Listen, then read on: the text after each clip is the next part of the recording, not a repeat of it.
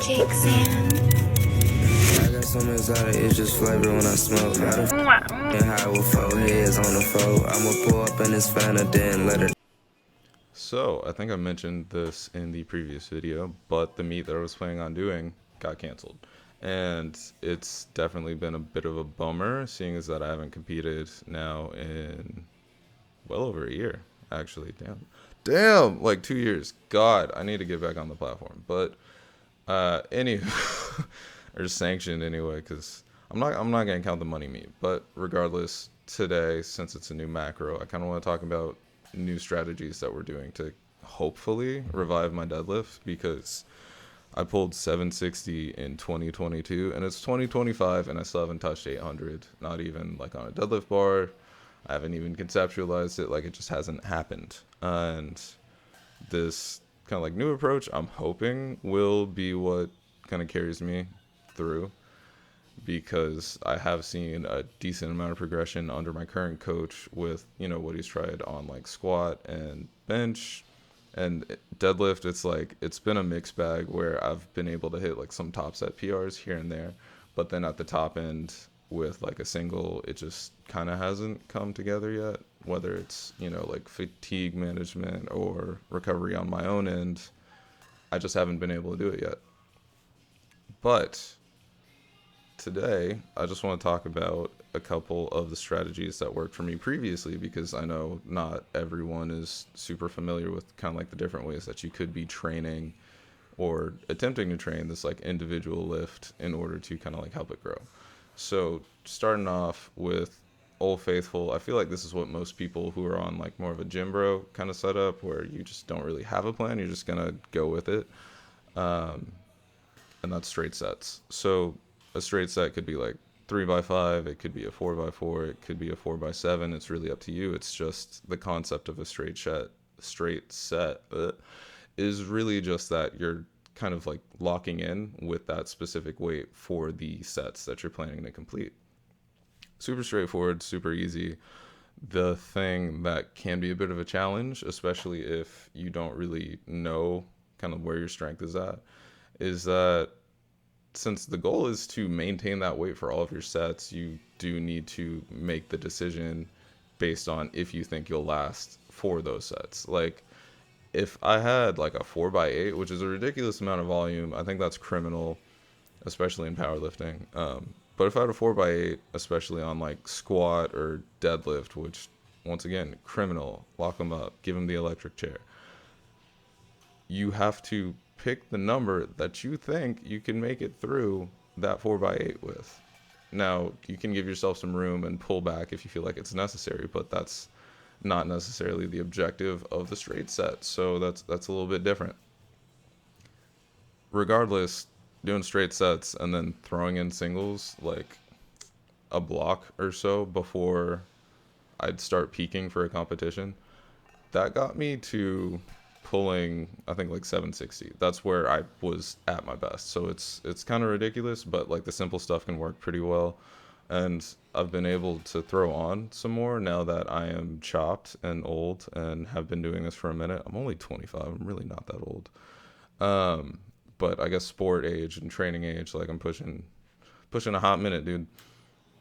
Regardless, still been able to add on a little bit, trying out new things. And so new things for me anyway was just trying out like top set, back down style of training, which is, it's been around for some time. It's super popular. It makes sense. It works. It's just, at least when I was earlier in training, I'd see it and feel like it was a bit more inconsistent, because it's like, why are you hitting this for like a top triple 8 weeks out, but then it's meet day and that was supposed to be your second attempt and you just missed it? Like, what's going on? Like, do you just have a really bad peak? I don't know. Now I'm starting to see the advantage. It's like, okay, you're in a position where, since it's your top set, you can just go hard. Like, you are now positioned much better to kind of like hit that reach, almost get that exposure to intensity. And I feel like that's what's great about it. And then your back downs, ideally, you know, you're probably going to be dealing with that like acute like mental fatigue of, wow, I just hit some really heavy weight earlier, so I don't want to do these, but you need to.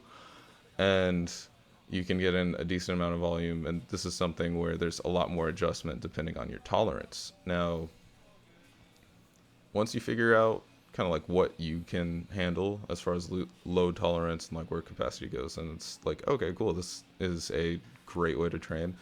I think, given that I spent so long training a different way, it's been kind of a rocky transition because I haven't been able to see that like consistent progression from it, but there still has been progression. Now, third one that I think has been a bit cooler, and this is more new to my training too, but definitely newer than top set back down, and that's, God, why do I sound like that, man? And that's ascending sets. So it's what the name entails. Like, don't be weird. You're just going up through all the sets. So now on my secondary, and I think now for maybe like 2 blocks, 3 blocks, we've been doing ascending pause deads. Pause deads have been in my training forever, so I didn't even really bring that up, but I probably should have because it's fantastic variation if you're trying to get used to patience off the floor. Like, that's something that gets screwed up by a lot of people who are newer to sumo because it's just like, this isn't moving that fast, and now I'm tipping forward, and now I lost my deadlift. But ascending sets, you're increasing in intensity with each set. It's that straightforward, like no gimmick. And on pause deads anyway, like since I'm doing it for my secondary, I think it's cool just because you essentially are building your confidence as the session carries on. Like, it could be used for that. It could be used to help you get a better understanding of the difference in RPE through each set. And I've heard of some people doing like ascending up to a top set, which is another interesting strategy because it's like, okay, you ascended up to this point, and then now you're aiming for whatever RPE at the very end. It's like, okay, cool, we've got essentially layers to trying to understand the RPE to this now because you've done all this work and you've gotten this far, but you still have this to hit. And I feel like at that point you're also leaning into the whole God, people were talking about fatigue singles like crazy for a hot minute. I never really wondered about it, but shout out to y'all, I guess. But yeah, I think at that point you're kind of in a similar territory where it's like, yes, you're pretty exhausted a little bit, and you're still aiming for something like, okay, but how long have you been training? This feels like it's been going on forever. But regardless, that's my super incohesive kind of like thought as far as different styles of training has gone for me when it comes to deadlifting specifically, because I'm not gonna lie to you, when it came to like bench and squat, it's been a lot more just like comp movement heavy and straight set heavy, but deadlift's a little bit more nuanced. So now in some other, I guess, like personal news slash updates, I have already started looking for a new meet because, dude, like, I got the itch. I really thought I was about to walk on the platform, and now it's gone. So there's another meet, another Powerlifting America meet, because Article 14, God, Article 14 exists now for me and is a reality. And so, because of that, I'm going to do a Powerlifting America meet in Houston. It is Sunday, June 8th. I'm 124 days out, whenever that is. I already forgot. I think it's October. Pretty sure it's October 11th.